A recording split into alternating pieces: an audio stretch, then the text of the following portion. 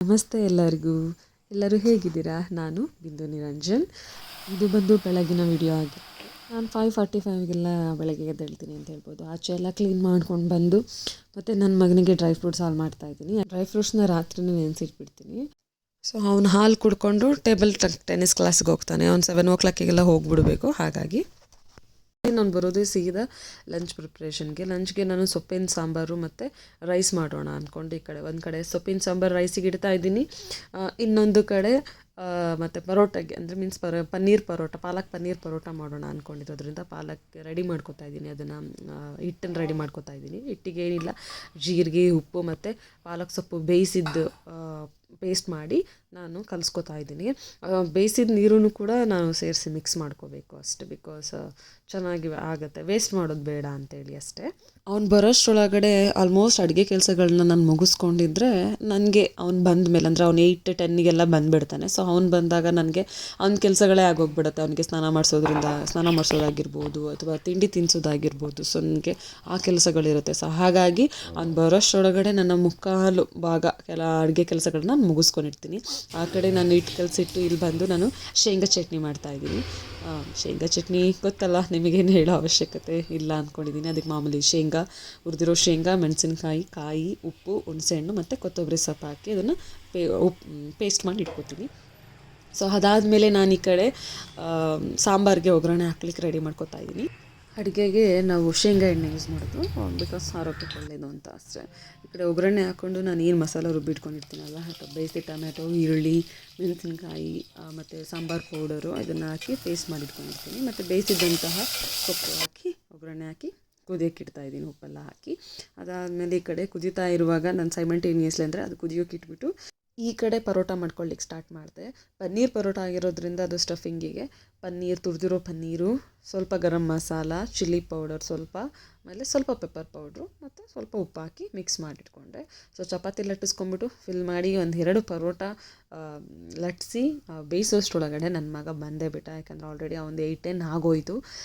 ಅವ್ನು ಬಂದಮೇಲೆ ಅವನಿಗೆ ಸ್ನಾನ ಮಾಡಿಸ್ಬಿಟ್ಟು ಅವನಿಗೆ ಯೂನಿಫಾರ್ಮ್ ಎಲ್ಲ ಕೊಟ್ಬಿಟ್ಟು ನಾನು ಮತ್ತೆ ಇನ್ನೊಂದು ರೌಂಡು ಬಂದು ಉಜ್ಲಿಕ್ಕೆ ಸ್ಟಾರ್ಟ್ ಮಾಡಿದೆ. ತಿನ್ನಲಿಕ್ಕೆ ಅವನಿಗೆ ಕೊಟ್ಬಿಡ್ತೀನಿ. ಈ ಥರದ್ದೆಲ್ಲ ಆದರೆ ಅವ್ನು ಈಸಿಯಾಗಿ ತಿನ್ಕೊಂಡ್ಬಿಡ್ತಾನೆ. ಬಿಕಾಸ್ ರೈಸ್ ಐಟಮ್ಸ್ ಆದರೆ ಅವನಿಗೆ ತಿನ್ನಲಿಕ್ಕೆ ಸ್ವಲ್ಪ ಕಷ್ಟ ಅಂತ ಹೇಳ್ಬೋದು. ಈ ಥರದ್ದು ರೊಟ್ಟಿ ಆಗಿರ್ಬೋದು, ಚಪಾತಿ, ದೋಸೆ, ಪಡ್ಡು ಈ ಥರದ್ದೆಲ್ಲ ಆದರೆ ಅವನೇ ಓನಾಗಿ ತಿನ್ಕೊಂಡ್ಬಿಡ್ತಾನೆ. ಅಂದರೆ ಸ್ವಲ್ಪ ನಿಧಾನ, ಅವನಿಗೆ ಹೇಳ್ತಾ ಇರಬೇಕು, ಬೇಗ ತಿನ್ನು ಅಚ್ಚು, ಬೇಗ ತಿನ್ನು, ಕ್ಲಾಸಿಗೆ ಟೈಮ್ ಆಗುತ್ತೆ ಅಂತ. ಅವನು ಸ್ವಲ್ಪ ತಿನ್ನೋದ್ರಲ್ಲಿ ಸ್ವಲ್ಪ ಅಲ್ಲ, ತುಂಬಾ ಹಿಂದೆ ಅಂತಲೇ ಹೇಳ್ಬೋದು. ಅವನು ಎಷ್ಟೊತ್ತಾದ್ರೂ ಅವನು ಕೇಳೋದೇ ಇಲ್ಲ. ಊಟನಕ್ಕೆ ಬೇಕು, ನನಗೆ ತಿಂಡಿ ಬೇಕು, ಊಟ ಬೇಕು ಅಂತ ಕೇಳೋದಿಲ್ಲ. ಸೊ ಹಾಗಾಗಿ ನಾನು ಸ್ವಲ್ಪ ಫೋರ್ಸ್ ಮಾಡಿ ಅವನಿಗೆ ತಿನ್ನಿಸ್ದೆ. ಅವನು ಪರೋಟನೇ ತಿಂದುಬಿಟ್ಟು ಮತ್ತು ಲಂಚ್ ಬಾಕ್ಸಿಗೂ ಕೂಡ ಅವ್ನು ಪರೋಟನೇ ತೊಗೊಂಡೋಗ್ತಾನೆ. ಅದೇ ಹೇಳ್ದಂಗೆ ಅವನಿಗೆ ರೈಸ್ ಐಟಮ್ಸ್ ಇಷ್ಟ ಆಗೋದಿಲ್ಲ. ನಾನು ಮಿಸ್ಸಾಗಿ ಯಾವತ್ತಾದರೂ ಒಂದಿನ ಹಾಕ್ಕೊಟ್ರೆ ಅದು ಮತ್ತೆ ಸ್ವಲ್ಪನಾದರೂ ವಾಪಸ್ ಬಂದಿರುತ್ತೆ.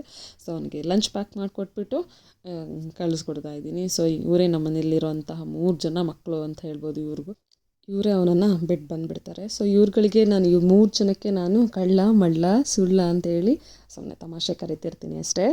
ಸೊ ಇವರನ್ನ ಕಳಿಸಿ ಅಚ್ಚು ಸ್ಕೂಲಿಗೆ ಹೋದ ಮೇಲೆ ನಮ್ಮ ಮನೆಯವ್ರ ಲಂಚ್ ಬಾಕ್ಸ್ನ ಪ್ಯಾಕ್ ಮಾಡಿಕೊಡ್ತೀನಿ. ಆ್ಯಕ್ಚುಲಿ ಅನ್ನ ಸಾಂಬಾರು ಜೊತೆಗೆ ಏನಾದರೂ ನಾನು ಪಲ್ಯ ಮಾಡಿಕೊಡ್ತೀನಿ. ಬಿಕಾಸ್ ಅನ್ನ ಸಾಂಬಾರು ಮಧ್ಯಾಹ್ನದ ಹೊತ್ತು ಬರೀ ಅನ್ನ ಸಾಂಬಾರು ತಿನ್ನೋಕ್ಕೆ ಇಷ್ಟ ಆಗೋದಿಲ್ಲ. ಅದು ಏನಾದರೂ ಸೈಡ್ಸ್ ಬೇಕು ಅನಿಸುತ್ತೆ. ಸೊ ಹಾಗಾಗಿ ಏನಾದರೂ ಪಲ್ಯಗಳನ್ನ ಮಾಡಿಕೊಡ್ತೀನಿ. ಬಟ್ ಇವತ್ತು ನನಗೆ ಪರೋಟ ಮಾಡಿದ್ರಿಂದ ನನಗೆ ಟೈಮ್ ಆಗಲಿಲ್ಲ. ನನಗೆ ಗೊತ್ತಿತ್ತು ಕೂಡ ಪಲ್ಯ ಮಾಡಲಿಕ್ಕೆ ಆಗೋದಿಲ್ಲ ಅಂತ. ಸೊ ಹಾಗಾಗಿ ಅವ್ರಿಗೆ ನಾನು ಸೌತೆಕಾಯಿ ಇಟ್ಬಿಟ್ಟು ನಾನು ಲಂಚ್ ಪ್ಯಾಕ್ ಮಾಡಿಕೊಟ್ಟೆ. ಸೊ ಅವರು ಹೋದಾದ್ಮೇಲೆ ಸ್ವಲ್ಪ ಹೊತ್ತು ನಾನು ಕೂಡ ರೆಸ್ಟ್ ಮಾಡ್ತೀನಿ. ಒಂದು 15 ಮಿನಿಟ್ಸ್ ರೆಸ್ಟ್ ಮಾಡ್ತೀನಿ ಅಂತಲೇ ಹೇಳ್ಬೋದು. ಬಿಕಾಸ್ ನನಗೆ ಬೆಳಗ್ಗೆ 5:45ಇಂದ ನನಗೆ ಒಂಥರ ಫಾಸ್ಟಾಗಿ ಎಲ್ಲ ಮಾಡಿಬಿಟ್ಟಿರ್ತೀನಲ್ಲ, ಹರಿಬರಿ ಆಗೋಗ್ಬಿಡುತ್ತೆ. ಸೊ ಹಾಗಾಗಿ ಸ್ವಲ್ಪ ಹೊತ್ತು 15 ಮಿನಿಟ್ಸ್ ರೆಸ್ಟ್ ಮಾಡ್ತೀನಿ. ಸೊ ಅದಾದಮೇಲೆ ಒಂದು ಕಪ್ ಕಾಫಿ ಮಾಡಿಕೊಂಡು ಆರಾಮಾಗಿ ಕುತ್ಕೊಂಡು ಕುಡಿತೀನಿ. ಕುಡ್ದಾದ್ಮೇಲೆ ನನ್ನ ಒಂದು ಕ್ಲೀನಿಂಗ್ ಕೆಲಸ ಸ್ಟಾರ್ಟ್ ಆಗುತ್ತೆ ಅಂತ ಹೇಳ್ಬೋದು, ಅಡುಗೆ ಮನೇನ. ಸೊ ಅಷ್ಟೆಲ್ಲ ಅಡುಗೆ ಮಾಡಿದ್ದೀವಿ ಅಂದರೆ ಇಷ್ಟ ಆಗೋದೇನೋ ತುಂಬ ದೊಡ್ಡದೇನಲ್ಲ. ಸೊ ಹಾಗಾಗಿ ಸ್ಟಾರ್ಟ್ ಮಾಡ್ತೀನಿ.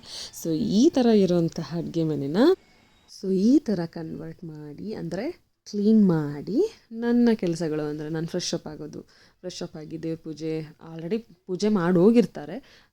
ನಾನು ಫ್ರೆಶ್ ಆದರೆ ಸ್ನಾನ ಮಾಡ್ಕೊಂಡು ಬಂದಿರ್ತೀನಿ ಅಲ್ವಾ. ಸೊ ಹಾಗಾಗಿ ಪೂಜೆ ಮಾಡಿ ನಾನು ತಿಂಡಿ ತಿನ್ಕೊಂಡ್ಬಿಡ್ತೀನಿ. ನಾನು ತಿಂಡಿ ಅಷ್ಟೆಲ್ಲ ಮಾಡಿ ತಿಂಡಿ ತಿನ್ನೋಷ್ಟರೊಳಗಡೆ ನನಗೆ 11 ಆಗೋಗಿರುತ್ತೆ.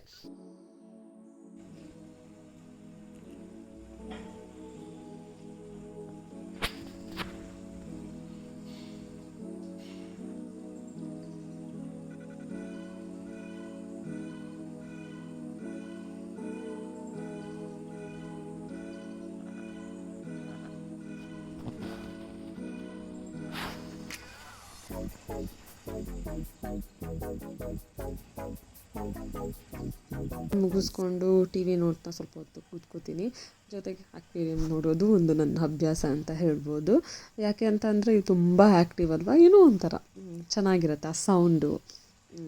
ಇದು ತುಂಬ ಖುಷಿ ಕೊಡುತ್ತೆ. ಸೊ ಹಾಗಾಗಿ ಆ್ಯಕ್ಚುಲಿ ನಾನೇನಂತಹ ಪೆಟ್ ಲವರ್ ಏನಲ್ಲ. ನಮ್ಮ ಮನೆಯವ್ರಿಗೆ ಮತ್ತು ನನ್ನ ಮಗನಿಗೆ ಅಂದರೆ ತುಂಬ ಇಷ್ಟ. ಬರೀ ಫಿಶ್ ಅಂತ ಏನಿಲ್ಲ, ಅವ್ರಿಗೆ ಲವ್ ಬರ್ಡ್ಸ್ಗಳನ್ನ ತೊಗೊಂಡು ಬಂದಿದ್ರು. ಅದು ಹಾರೋಯ್ತು. ನನ್ನ ಮಗ ಅವಾಗ ತುಂಬ ಚಿಕ್ಕವನು ಮೀನ್ಸ್ ಒಂದು 3 ಇಯರ್ಸ್ ಆಗಿತ್ತು. ಸೊ ಅವ್ನಿಗೆ ಗೊತ್ತಾಗದಲ್ಲೇ ಕೇಜ್ ಡೋರ್ ಓಪನ್ ಮಾಡಿಬಿಟ್ಟಿದ್ದ. ಸೊ ಅದು ಹಾರೋಯ್ತು. ಅದಾದಮೇಲೆ ಕಾಕ್ಟೈಲ್ ತೊಗೊಂಡು ಬಂದಿದ್ರು. ಅದಕ್ಕೆ ನನ್ನ ಮಗ ಮೋನ ಅಂತಲೂ ಹೆಸರು ಕೂಡ ಇಟ್ಟಿದ್ದ. ಸಮಟೈಮ್ಸ್ ಈಗಲೂ ಹೇಳ್ತಾ ಇರ್ತಾನೆ, ನಾವು ಮತ್ತೆ ಮೋನ ತೊಗೊಂಡು ಬರೋಣ ಅಂತ. ನಾನೇ ಅವಾಯ್ಡ್ ಮಾಡ್ತೀನಿ ಅಷ್ಟೇ. ಸೊ ನಾನು ತಿಂಡಿ ತಿಂದ್ಕೊಂಡಾದ್ಮೇಲೆ ಬಂದು ನಾನು ಸ್ವಲ್ಪ ಪಾಟ್ ಕೆಲಸ ಇತ್ತು. ಬಿಕಾಸ್ ಅದು ಸುತ್ತ ಇರೋವಂಥ ಎಲೆಗಳು ಒಣಗೋಗ್ಬಿಟ್ಟಿತ್ತು. ಸೊ ಹಾಗಾಗಿ ಇದಕ್ಕೆ ಏನು ಪ್ರಾಬ್ಲಮ್ ಅಂದರೆ, ಇದು ಪೀಸ್ ಲಿಲ್ಲಿ ಅಂತ ಹೇಳ್ಬಿಟ್ಟು ಇಂಡೋರ್ ಪ್ಲ್ಯಾಂಟ್. ಇದು ನೀರು ಜಾಸ್ತಿ ಆದರೂ ಕೂಡ ಎಲೆಗಳು ಒಣಗೋಗುತ್ತೆ, ಅಂದರೆ ಕೊಳಿತಾ ಬರುತ್ತೆ. ನೀರು ಕಡಿಮೆ ಆದ್ರೂ ಕೂಡ ಎಲೆಗಳು ಒಣಗೋಗುತ್ತೆ. ಸೊ ಹಾಗಾಗಿ ನೀರನ್ನ ಸ್ವಲ್ಪ ನೋಡಿ ಹಾಕಬೇಕು. ಹೆಚ್ಚು ಹಾಕಿದ್ರೂ ಆಗೋಲ್ಲ, ಸ್ವಲ್ಪ ಕಮ್ಮಿ ಹಾಕಿದ್ರೂ ಆಗೋದಿಲ್ಲ. ಸೊ ಹಾಗಾಗಿ ಇದನ್ನು ಕ್ಲೀನ್ ಮಾಡ್ತಾ ಕೂತೆ. ಸೊ ಇದಾಗಿತ್ತು ನನ್ನ ಬೆಳಗಿನ ಒಂದು ಬ್ಯುಸಿ ರೂಟೀನ್ ಅಂತಲೇ ಹೇಳ್ಬೋದು. So thank you.